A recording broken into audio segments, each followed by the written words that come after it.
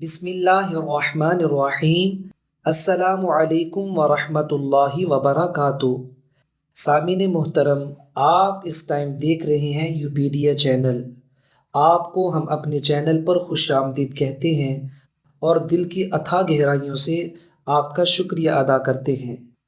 ہم اللہ تعالیٰ سے دعا مانگتے ہیں، اے اللہ ہمارے جتنے بھی سامعین ہیں اور ناظرین ہیں ان کو بہترین جزائے خیر عطا فرما۔ اے اللہ محمد صلی اللہ علیہ وسلم کی برکت سے، آپ کے صدقے اور وسیلے سے پوری امت مسلمہ میں جتنے بے روزگار ہیں انہیں روزگار عطا فرما۔ اے اللہ جتنے بے اولاد ہیں ان سب کو اولاد نرینہ عطا فرما۔ سامعین محترم، رسول پاک صلی اللہ علیہ وسلم کے ساتھ محبت، عقیدت، الفت، انسیت، جانثاری یہ ہم سب کے ایمان کا حصہ ہے۔ ممبر رسول صلی اللہ علیہ وسلم بننے سے پہلے حضور صلی اللہ علیہ وسلم کھجور کا ایک خشک تنا تھا جس کے ساتھ ٹیک لگا کر آپ خطبہ ارشاد فرمایا کرتے تھے۔ جب پختہ ممبر بن گیا، تیار ہو گیا، تو آپ صلی اللہ علیہ وسلم ممبر پر تشریف فرما ہوئے۔ جیسے ہی آپ ممبر کے پاس پہنچے تو وہ خشک کھجور کا تنا صدمے اور جدائی کے ساتھ ایسا رونا شروع کر دیا کہ جس طرح ایک چھوٹا بچہ اپنی ماں کی جدائی میں روتا ہے۔ دوستو، اس کی سسکیاں نکلنا شروع ہو گئیں۔ وہ سسکیاں لے کر روتا رہا۔ مولانا رومی رحمۃ اللہ علیہ فرماتے ہیں، خشک کھجور کا تنا جس کا نام استون حنانہ تھا، حضور کی جدائی سے اتنا رو رہا تھا مثل ارباب عقول کے، یعنی جیسے کہ وہ کوئی انسان ہو، عقل مند آدمی ہو۔ اس آواز گریہ سے اصحاب رسول تعجب میں پڑ گئے اور حیران ہو گئے کہ یہ ستون اپنے پورے حجم، طول و عرض سے کس طرح رو رہا ہے اور سسکیوں کی آواز آ رہی ہے۔ آپ صلی اللہ علیہ وسلم نے دریافت کیا، اے ستون تجھے کیا ہوا؟ اس نے عرض کیا، اے اللہ کے رسول، اے اللہ کے حبیب، آپ کی جدائی کا صدمہ مجھ سے برداشت نہیں ہوا۔ آپ کی جدائی سے میری جان اندر ہی اندر جل رہی ہے۔ اس آتش غم کے ہوتے ہوئے آپ کے فراق میں کیوں نہ آہو فغاں کروں۔ یا رسول اللہ، یا نبی اللہ، اے میرے حبیب، آپ ہی تو جانے کائنات ہیں، آپ ہی تو سردار انبیاء ہیں، آپ ہی تو امام الانبیاء ہیں۔ آپ پہلے مجھ سے ٹیک لگاتے تھے، اب مجھ سے الگ ہو گئے ہیں اور میری جگہ دوسرا ممبر پسند فرما لیا ہے۔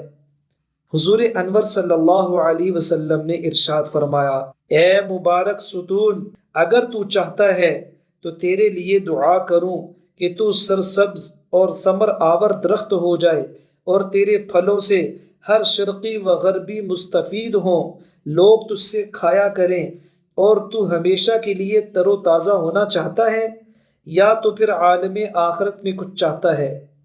دوستو، استون حنانہ نے کہا، یا رسول اللہ، میں تو دائمی اور ابدی نعمت چاہتا ہوں۔ مولانا روم رحمۃ اللہ علیہ فرماتے ہیں، اے غافل انسان، تمہیں اس لکڑی سے سبق لینا چاہیے کہ تم انسان ہو کر دنیا فانی پر گرویدہ اور آخرت سے روگرداں ہو رہے ہو، جبکہ استون حنانہ نعمت دائمی کو نعمت فانی پر ترجیح دے رہا ہے۔ اس لیے ایک موقع پہ شیخ مولانا رومی رحمہ اللہ علیہ نے فرمایا، ستون نے رات دفن کر دے اندر زمیں، تاں چو مردم حشر گردو یوم دیں۔ پھر اس ستون حنانہ کو زمین میں دفن کر دیا گیا تاکہ انسانوں کی طرح روز جزا اس کا بھی حشر ہو۔ دوستو، اس واقعے سے ہمیں سبق یہ ملتا ہے کہ حضور صلی اللہ علیہ وسلم کی چاہت، محبت اگر کسی دل میں نہیں ہے تو وہ دل ہی نہیں ہے، بلکہ وہ کھنڈر ہے، وہ بد نصیب ہے۔ عالم برزخ اور آخرت میں بھی وہ رحمت الہی سے محروم رہے گا۔ صحابہ کرام کے بارے میں بھی آتا ہے، انہیں جب بھی کوئی پریشانی لاحق ہوتی تھی وہ حضور کے دربار میں پہنچ جایا کرتے تھے اور کہتے تھے، اللہ کے حبیب، یہ فلاں پریشانی ہے، آپ اللہ سے ہمارے حق میں دعا کریں۔ دوستو آج مجھے اور آپ کو بھی طرح طرح کی پریشانیاں ہیں۔ کسی کو معاش کی پریشانی ہے، کسی کو اولاد کی پریشانی ہے، کسی کو معاشرے کی پریشانی ہے، کسی کو خاندان کی پریشانی ہے۔ طرح طرح کی پریشانیوں میں ہم مبتلا ہیں۔ ان سے نکلنے کا ایک ہی راستہ ہے کہ سب سے پہلے محبت رسول کو اپنے سینوں کے اندر پیوست کریں اور حضور کے ساتھ اپنی جان، مال، اہل و عیال، اولاد سے بڑھ کر محبت کریں۔ سنتوں کے مطابق زندگی گزارنا شروع کریں اور کفر کے راستوں سے نفرت کریں، انگریز کے راستوں سے نفرت کریں، سنت کے راستوں سے پیار کریں۔ آج جو وظیفہ میں آپ لوگوں کے سامنے لے کر حاضر ہوا ہوں، یہ انتہائی آسان وظیفہ ہے اور انتہائی پرتاثیر وظیفہ ہے۔ اس میں کوئی لمبا چوڑا عمل کام کرنے والا نہیں ہے۔ آپ لوگ لونگ کے بارے میں سنا ہوگا۔ لونگ آپ سارے ہی مستورات جانتی ہوں گی جو گھر کے اندر مسالے میں استعمال ہوتا ہے۔ ہر جڑی بوٹی کے اندر اللہ تعالیٰ نے جسمانی اور روحانی بیماریوں کی شفا رکھی ہوئی ہے۔ دوستو حضرت لقمان حکیم رحمہ اللہ جب آپ جنگل سے گزرتے تو جڑی بوٹیاں بول بول کے کہتی تھیں، اے لقمان مجھے توڑ لے، مجھے پکڑ لے، میرے اندر اللہ تعالیٰ نے فلاں مرض کا علاج رکھا ہوا ہے۔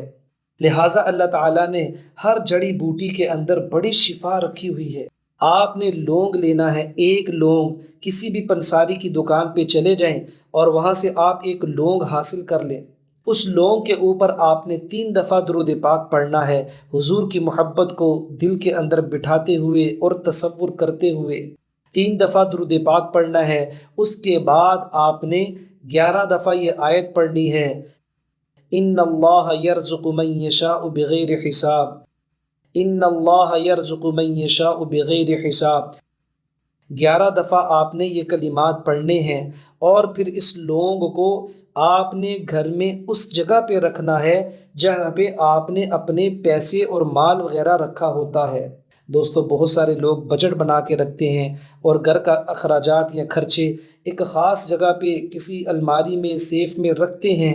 آپ نے اس کے اندر اس لونگ کو رکھ دینا ہے، چاہے تو کسی چھوٹے سے شاپر میں ڈال لیں یا ٹیشو میں لپیٹ کے، دھاگا اس کے اوپر لپیٹ کے یا ربڑ لپیٹ کے اس خانے میں رکھنا آپ کا کام ہے، اور اللہ کے نام سے برکت دینا اللہ کا کام ہے۔